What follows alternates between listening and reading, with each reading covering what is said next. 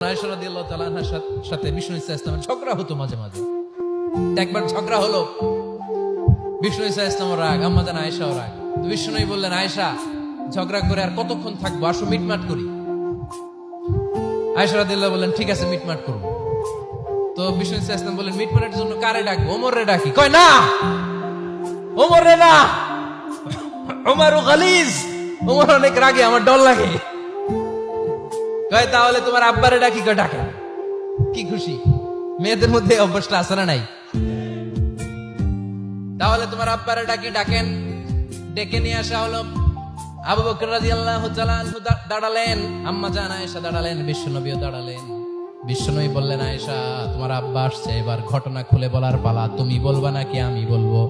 আম্মা জান আয়েশা বললেন, আপনি বলেন, তবে ওয়ালা তাকুল ইল্লা হাক্কান, যেটা ঘটছে ওইটাই বললেন, মিথ্যা কথা কইেন না। আবু বকর রাদিয়াল্লাহু তাআলা রেগে মেগে আগুন, কি এই কথা তুমি কেমন করে বলো? বিশ্বনবী কি মিথ্যা কথা কখনো বলবে? রেগে মেগে দিলেন মেয়ের গালে এক চড়।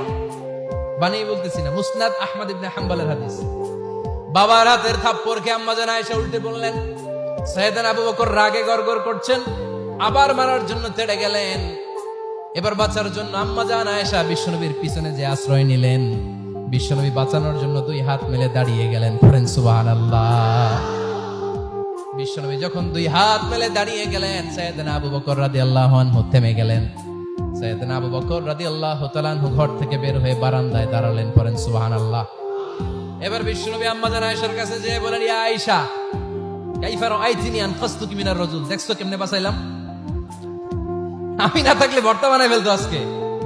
আমি বাঁচাইছি তোমারে, আমি, আমার লগে ঝগড়া করো তুমি।